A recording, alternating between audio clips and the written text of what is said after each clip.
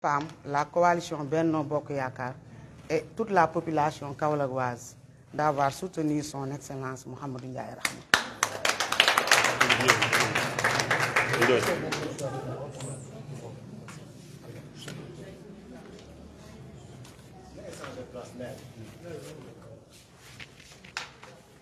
Donc asalaamaaleykum mbokku Kaolack ñu ngi nuyu ñëpp di nuyu waa Kaolack yëpp di nuyu suñu leader Mouhamed Ndiaye Rahma di nuyu autorités religieuses yëpp xalif Medina Baye mu Kabaro xalif Niassène Léona Niassène Kaneen ñëpp autorités religieuses yëpp ñu leen di nuyu di leen sant di leen gërëm di nuyu waa coalition Benno Bokk Yakaar di nuyu les groupements féminins du Mouhamed Ndiaye Rahma di nuyu la jeunesse kaolackoise en général et la jeunesse de Mouhamed Ndiaye Rahma. tey nag suñu ñëwee fii des points de presse bi c'est pour féliciter Mouhamed Ndiaye Rahma. c'est-à-dire ñun duñu wax dañ koy encourager mais ñun dañuy wax dañ koy féliciter vu les résultats que nous avons aujourd'hui à Kaolack dañ koy féliciter. Pourquoi ñu koy féliciter c'est parce que tout simplement tey Kaolack su ñuy def bilan élection locale yi dañuy xam ne Modou Ndiaye Rahma par rapport ak coalition Benno Bokk Yaakaar bi wéet na trop si yoon bi ñu demee ba nga xamante ne nii dara desul lu mooy dugg ci urne yi Mouhamed Ndiaye Rahma wéet na lool par rapport ak coalition Benno et loolu c'est très important. Pourquoi? Parce que coalition Benno Bokk Yaakaar bi ni mu tëddee ak responsable yi ci nekk yëpp ku nekk xam na ne bu ñu àndee amul kenn benn candidat indépendant bu leen mën a gagner ci élection. loolu nag mu nekk loo xamante ne ñun ñi nga xamante ne ñoo nekk ak jeune Mouhamed Ndiaye Rahma yi dañ koy naqarlu lool parce que tam ku nekk xam na jeu bi gars yi joué durant toute la campagne dañu gëmloo ne ñoom ak ñun ñoo ànd dañuy topp di wax di def lu nekk pour leurrer ki nga xam ne mooy Macky Sall. parce que tamit il faut dire que ne soit Mouhamed Ndiaye bi mais président Macky Sall moo ko def et je crois que aussi fekkee président Macky Sall moo choisir Mouhamed Ndiaye Rahma mais coalition Benno Bokk Yaakaar bi kenn warul des gannaaw surtout ñi nga xamee ni tey jii amul teraanga bu nekk moo Macky Sall defal na leen ñu am ay postes de responsabilité ci gouvernement bi Kaolack jox leen lu nekk coalition Benno Bokk Yaakaar bi defal leen lu nekk Mouhamed Ndiaye Rahma defal leen lu nekk ba ñu nekk li ñu nekk tey kon tey suñu demee ba tollu fii ñooñu noonu waroon nañ leen sentir suñ ginnaaw loolu amul ñooñu noonu waroon nañoo rus a joxe ay consignes de vote contre Mouhamed Ndiaye Rahma parce que tey du Mouhamed Ndiaye Rahma lañ contre mais Macky Sall lañ contre c'est ça il faut le dire Mouhamed Ndiaye Rahma nag gàccee ngaalaama parce que li mu waroon def ak population Kaolack def na ko ak ñoom boo demee ci côté religion bi jàkka yi ak jumaa yi xam ne daara yi xam nañ boo demee ci transporteurs yi xam nañu boo demee ci commerçant yi xam nañu boo demee ci étudiants yi xam nañu boo demee ci jeunes yi xam nañu boo demee ci groupement féminin yi xam nañu boo demee ci quartier yi sinistré yi xam nañu kon nag Mouhamed Ndiaye Rahma gàcce ngaalaama du moom mooy ki nga xamee ne mooy génn Kaolack di sëgg nit ñi ñoo koy gis di sëgg te loolu mooy li nga xamee ne mooy ndamam tey parce que ndamam tey mooy Mouhamed Ndiaye Rahma mun na dox tranquillement biir Kaolack sans mu sëgg waaye nag dina am ñu bëri ñoo xam ne danañu sëgg li ñuy wax nag mooy perspective yi ku nekk déglu na li nga xamee ne moom la Mouhamed Ndiaye Rahma wax nee na dañ doon doxantu rek à partir d'aujourd'hui nag dinañ dox li tax nag dox bi di neex mooy dañ daan doxantu di ànd ak ñoo xam ne xamuñ ñooy ñan léegi nag dinañ dox ànd ak ñi nga xam ne xam nañ ñooy ñan loolu mu nekk force boo xam ne dinañ ko am parce que tamit boo demee ba xam ki nga àndal mooy kan laa di nga xam fan ngay jëm loolu nekk lu important pour ñun donc élection yi dañ siy tirer ay leçons yu am solo ay leçons yoo xam ne dinañu permettre buñ jógatee ñu xam lan la ñuy def ak kan la ñuy àndal li wóor te wóor mooy Macky Sall mi nga xamante ne moom mooy président Benno Bokk Yaakaar xam na li xew Kaolack moo ko gën a xam ñoom ñi nga foog ne nag dañoo foog ne nax nañu Macky Sall seen bopp la ñu nax ñoom ñi foog ne tey jii dañoo suuxal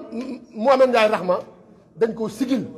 parce que wan nañ moom Macky Sall ne ko Kaolack Mohamed Ndiaye Rahma rek moo ànd ak yow donc sigil nañ Mohamed Ndiaye Rahma ci kanamu Macky Sall suuxal nañ seen bopp ñoom donc encore une fois du ñu mere kenn parce que dañuy am mbégte rek xam jàngal su lu bëri ci élection yi parce que ku nekk xam na ne rek Serigne Mboup ak Mohamed Ndiaye Rahma rek ñu dóor ko ba dàqe ko loolu moom ku nekk xam na ko ñoom ñu ànd ak Serigne Mboup sax ñoom ñoo la ko gën a xam il comptait beaucoup sur la voix des autres ñoom xamoon nañ ne élection yi li leen koy gañaloo mooy Benno Bokk Yaakaar moo tax ñu ñeme mais bu doon ñoom rek xam nañ ne ñoom ak Benno Bokk Yaakaar duñ seen morom donc ñu ngi gërëm encore une fois toute la population de Kaolack ñi ànd ak ñun ak ñi àndut ak ñun parce que am na ñu ànd ak ñun ñàkk a xam moo tax parce que am na ñu nga xamee ne ànd nañ ak ñun ba ci guddi gi ba yeewu suba teel ñu wax leen def leen leneen ñu def ko à contre-cœur parce que tamit xëj na ki leen ko wax am na fu ñu jaar ak moom am na luñ leen defal am na luñ seq ak ñoom rus nañoo def leneen mais mosuñu xalaat ne ñooñu dinañ am xel moom moo tax am na ñoo xam ne voté luñ ñu dinañ leen gërëm parce que xam nañ ne seen xol mu ngi ci Mohamed Ndiaye Rahma gis naa ñu nga xamee ne amul lu ñu leen defalul biñ paree am na ñu wax ne vraiment def nañ ko mais dafa mel ni seytaane la mais baal nañ ñëpp àq di baalu tam ñëpp àq parce que tam jeunesse bii tey di def point de presse bii c'est une jeunesse engagée derrière Mohamed Ndiaye su nekk xam ne durant toute la campagne cette jeunesse là dafa nekk ci gannaaw Mohamed Ndiaye suba ak ngoon guddi ak bëccëg ànd ak ki nga xamee ne mooy la présidente Ndeye Abi Fall et la jeunesse là mu ngi renouveler son engagement derrière la présidente Ndeye Abi Fall mi nga xam ne yendalul fanaanul lu mu am Mohamed Ndiaye Rahma moo ko gënal tëj na këram tëj na bureau def na lu nekk pour que vraiment ndam li ñëw si Mohamed Ndiaye Rahma jeunesse bi ànd ak moom déggal ko bëgg ko sopp ko vraiment ànd ak moom ci xeex bi ba xeex bi jeex tàkk même tey jii buñ daanu nañ les armes entre les mains donc tey ngàcce ngalan on est fier de la présidente Ndeye Abi Fall voilà donc li nga xamee ne moom lañ bëggoon tey Kaolack yëpp dégg ko di wax encore ñi nga xamante ne ñoom ñoo nekk ci bennoo bi ne ku ci nëbbu feeñ nga duñ tudd kenn nag mais xam nañ lépp xam nañ ñëpp et incha allah élection yaa ngi ñëwaat on verra qui est avec Macky Sall et qui n'est pas avec Macky Sall wasalaam.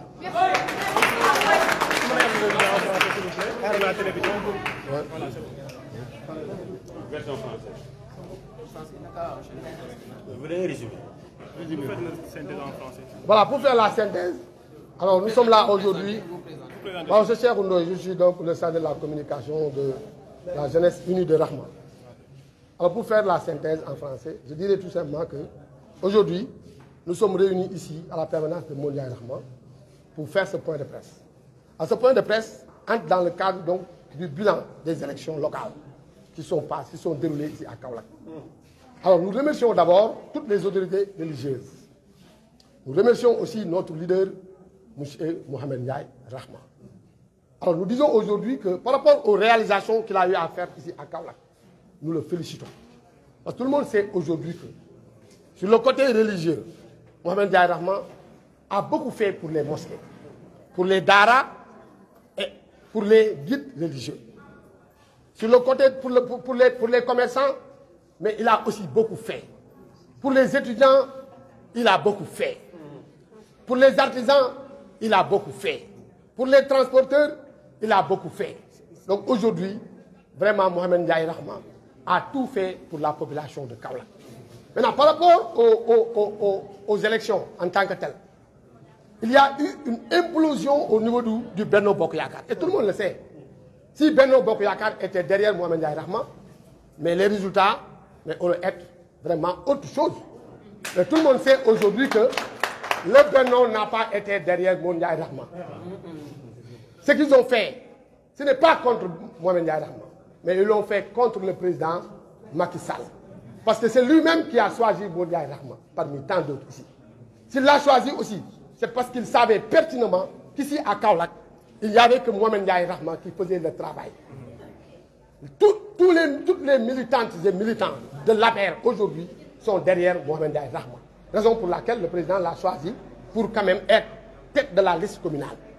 Donc nous avons senti vraiment des défaillances un peu partout au niveau du Benno Bokk Yakaar. Et ça, nous le fustigeons. Nous le fustigeons en tant que, par exemple, jeunes unis de Rahma. Et nous réitérons notre engagement derrière la présidente Ndeye Abi Fall. Nous réitérons notre engagement derrière Mohamed Ndiaye Rahma. Nous réitérons aussi notre engagement derrière le président Macky Sall. Voilà donc, merci. Qu'est-ce qui a causé cette scission au niveau de Benno Bokk Yakaar? Bon, comme vous le savez, ici à Kaolack, tous les leaders croyaient quand même être choisis. Et malheureusement pour eux, le président a choisi Mohamed Ndiaye Rahma. Cela accompagnait quand même les cortèges au niveau des meetings. Ils sont restés chez eux. Et vraiment, on sait qui a fait, qui a fait quoi. On sait très bien ce qui s'est passé. Mais cela nous a permis quand même d'en tirer beaucoup de leçons. Et cela nous permettra aujourd'hui de rebondir. Parce que comme l'a dit donc notre leader, on était en train de faire du promenade. Aujourd'hui, nous allons marcher.